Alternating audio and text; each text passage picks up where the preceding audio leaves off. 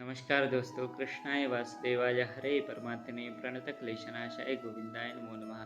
नमस्कार दोस्तों, मैं हूँ किशोर और हमारे कॉस्मिक ज्योतिष यूट्यूब चैनल में आपका स्वागत है। तो दोस्तों, आज हम बात करेंगे आज से चालू हुए अधिक मास के बारे में। अधिक मास में क्या करना चाहिए, क्या नहीं करना चाहिए, क्या वर्ज्य बताया गया है और क्या करने से महान हमें पुण्य फल मिल सकता है। इस वीडियो में हम यह जानेंगे। तो सबसे पहले हमें यह जानना जरूरी है कि अधिक मास क्या होता है। जो भी 3 साल में हमारे भारतीय गणना के अनुसार हर साल में कुछ दिन शेष होते हैं या फिर चांद्र मास और सौर मास यानी सूर्य मास बताया गया है हमारे संस्कृति में। तो इसमें सूर्य मास में और चांद्र मास में दोनों में जो भी जब चांद्रमास होता है तब से 354 दिनों का एक साल होता है और जब सूर्य मास होता है तब 364 दिनों का एक साल होता है। और जब यह बदलते हैं तो बीच में 10-12 दिनों का गैप होता है। ऐसे 3 सालों में यह 30 दिन का 30-31 दिन का गैप हो जाता है।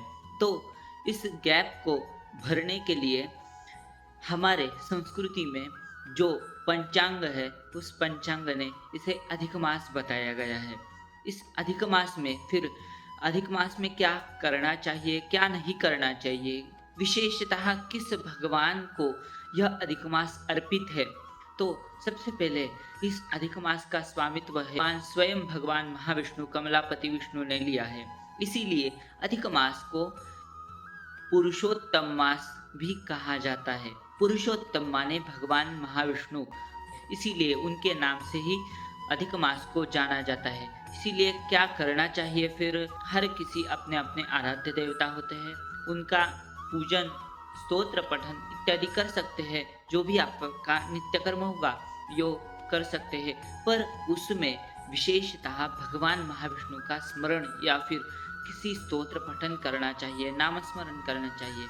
क्योंकि बताया गया है हमारे धर्म ग्रंथ में कि बाकी के 12 महीने में जितना आप करेंगे उससे 100 गुना फल मिलता है, पर इस एक महीने में जितना ज़्यादा से ज़्यादा आप भगवान महाविष्णु का नाम स्मरण करेंगे वह 1000 गुना होकर हमें फिर से प्राप्त होता है। क्योंकि हर कोई भगवान होता है, उसी भगवान का एक ही आशीर्वाद होता है, कौन सा, तो तथास्तु। और हम जैसा विचार करेंगे वैसा वह आशीर्वाद हमें लागू होता है। तो फिर इस भगवान विष्णु का ही क्यों, क्योंकि भगवान विष्णु जो है वह मोक्ष के दाता माने गए हैं। इसीलिए इस अधिक मास में विष्णु सहस्रनाम या फिर गोपाल सहस्रनाम या फिर श्री सूक्त या फिर लक्ष्मी स्तोत्र का आप पाठ कर सकते हैं। क्यों? क्योंकि विष्णु सहस्रनाम का पाठ क्यों करना है? क्योंकि मैंने जैसे बताया कि विष्णु भगवान महाविष्णु जो है वह मोक्ष के दाता है। और अगर हमारे पितरों को मोक्ष दिलाना है तो भगवान महाविष्णु का नाम स्मरण अत्यंत महत्वपूर्ण बताया गया है।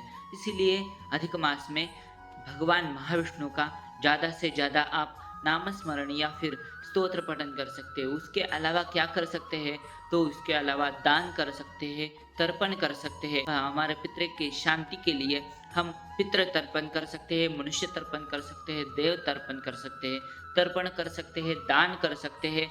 उसके साथ ही हम जैसे मैंने बताया विष्णु का नाम स्मरण भी कर सकते हैं, स्तोत्र पठन भी कर सकते हैं। उसके साथ ही इस अधिक मास में बहुत ही दुर्लभ पर्वणियाँ भी आई है।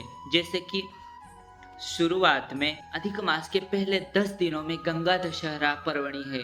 उसके बाद में जैसे कि विनायक चतुर्थी होती है।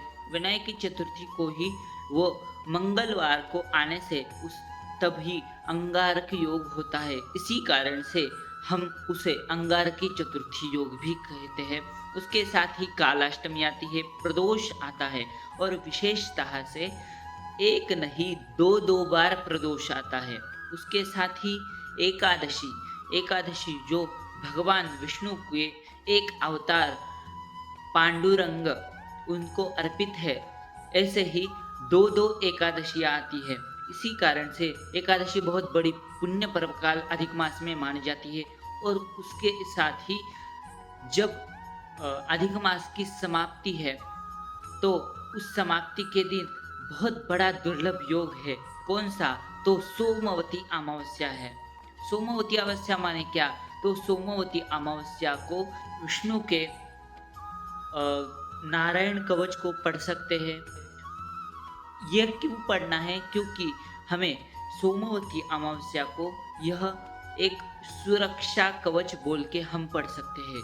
अगर उस दिन को पढ़ेंगे तो पूरे साल भर हमारी वह पॉजिटिविटी यानी सकारात्मकता रक्षा करेंगी। तो हमारी तरफ से कॉस्मिक ज्योतिष यूट्यूब चैनल की तरफ से आपको अधिक मास की बहुत बहुत बधाइयाँ। और हमारा यह वीडियो कैसा लगा हमें प्लीज़ बताइए।